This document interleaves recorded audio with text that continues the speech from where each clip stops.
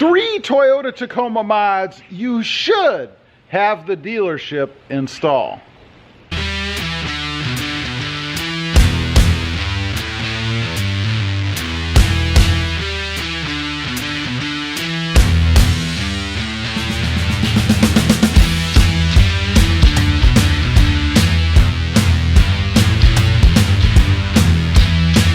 Well, good morning everybody, and welcome back to Robmotive. That's right, there are 3 mods, and only 3 mods, that you should have the dealership install on your Toyota Tacoma. Now I know, first of all, I'm a big modder, right? I'm into mods, I'm into doing things yourself, I've said that many times, but there are reasons that you shouldn't install these 3 mods yourself, and it's best to have the dealership do it. For various reasons, which I'll go over as we run through these 3 real quick. First of all is the lift. You know, I went through, I think, 3 different variations of lifts for my Toyota Tacoma before I finally found one that I was happy with. Of course, there's videos on the channel about all of that, so if you want to see what it was or what they are, you can check those out. But why? First of all, why? Well, first of all, you get the grill, you know, the TRD Pro Style or Heritage Grill. That's part of the package. You know, the grill alone is worth somewhere between $400 and $600 for the genuine OEM. That's not even including that $200 garnish that covers up the TSS sensor. And while we're speaking about the TSS sensor, you know, I've heard plenty of stories from people out there who have had their trucks lifted and then they have problems with that system. You don't have to worry about that with the dealership. When they put it in, the lift that is, and that new grill, they're gonna make it right, they're gonna make it work. And if they don't, you can go back. You know, the mom and pop shops or the side shops that do lifts, they're not versed in that. If you start talking to them about your TSS or your lights coming in inside the truck because it's not working, you're probably gonna get a blank stare. And even worse, they're probably gonna tell you to go to the dealership and have it recalibrated. Just no reason to even screw with that. The pricing, of course, is a bit more, but I think what you get for it is well worth it. What about warranty? You know, obviously you're going to get warranty at the shop you go to, or you should, and if you don't, you should run away and go somewhere else. But you've got the Toyota name backing the installation. If anything goes wrong, and it really shouldn't, it's a block and shock, I believe, or spacer type lift. Really nothing should go wrong unless it was poor workmanship. But in the off case or circumstance that it does, you've got recourse. You can go to Toyota and not have to hope that the shop that you had it done at is going to support their warranty or that they're even going to be around tomorrow. That it's done right.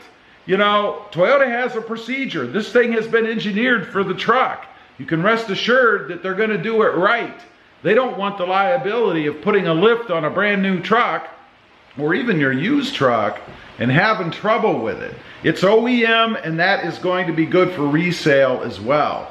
You can mention that you had it done by the dealer, not Joe's lift shop somewhere down the road that nobody has ever heard of. Number 2, the bed lights.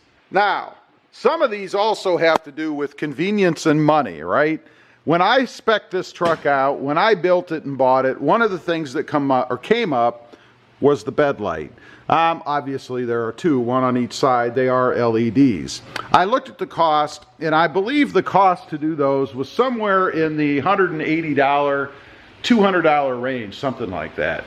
You know, given what you have to do to put them in, run the wiring, cut the hole out if it's not already there, buy them, find them, make sure that they work right, that they're connected right, it's just not worth it. The time that it takes you to install them, it just doesn't make sense to me for the cost and the convenience, and again, the warranty, to go ahead and have the dealership do them. There's just no reason to do them yourself. It's pretty hard to do them for less than $200, factoring in having to buy the parts, the wire, the tools, your time. Just doesn't make any sense to me to do that. Next up, number 3. Number 3 is the bed lock, or the gate lock rather. You know, underneath this panel, which you can take off, it's easy to do, just a bunch of bolts, a bunch of screws, there is a unit that locks the truck automatically when you hit either your fob to lock the truck or the controls on the sides of the doors. Everybody knows this, right?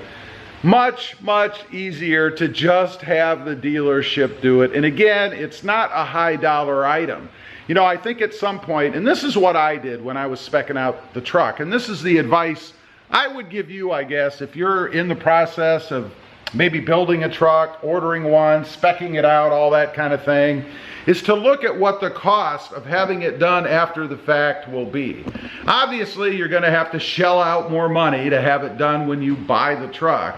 But if you look at the grand scheme of things, right, what it's going to cost, how long it's going to take you to do it, maybe if you'll ever do it, it just makes more sense to me to go ahead and add it in when you're building the truck. Now, again, I'm big into doing mods myself, right? Not something that normally I would say you should have the dealer do, but sometimes other things just make sense. Let's talk about the lift again one more time. You know, I had a comment from someone on the channel about how I have a lift in my garage, and I'm talking about the car lift itself, and I didn't do the lift myself. Well, first of all, that person obviously has no concept of how the lift is done. Because you see, if I simply park the truck on the lift, it doesn't let the suspension free so that I could do the truck lift myself. So having a lift in my garage doesn't make any difference in that case. Secondly, I don't have the tools to do that kind of a mod, and that's another thing you need to consider. If you're planning on doing some of these things like the lift yourself, do you have the tools to do it? How much is it going to cost you to go out and buy everything to go ahead and install the lift? And I know a lot of people will argue that, well, yeah, but once you buy those tools, you're going to have them. Well, that's nice. Are you ever going to use them again? Are some of them going to be so specialized that you use them once on the lift and that's it? There's just no reason to do it. And thirdly, what about your know-how? You know, the nightmare scenario for me is you've got a brand new truck, you bring it home, you decide you're going to put your lift on and you screw it up. Maybe even to the point that it's not mobile. You can't drive it. Now, you're either going to have it trucked because you can't tow it, trucked to a dealership or a shop to have fixed, or you're going to have to pay somebody to come over and finish the job. Doesn't make sense to me. I would have it done at the dealership. You get all those other benefits that I mentioned earlier. Anyway, just wanted to get on here, kind of talk about the 3 Toyota Tacoma mods that you should definitely have the dealer install. Either because of the cost of having them do it versus you doing it, just not enough to make a difference, or the knowledge required to do the mod itself. Leave a comment, let me know. Is there anything I've left off? If you bought a truck recently and maybe wished, gee, I wish I'd have just included that in the price, I'd be curious to know. Also, real quick, I do have 2 additional channels. Robmotive FST, all about my 2021 Toyota Tundra.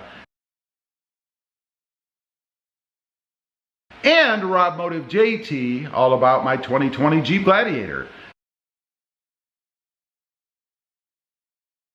Check them out, and if you're interested, please consider subscribing. Don't forget to click that notification bell so that you don't miss out on any upcoming videos. And do me a favor, smash that subscribe button on the way out. Thanks for watching. Stay safe out there. Bye.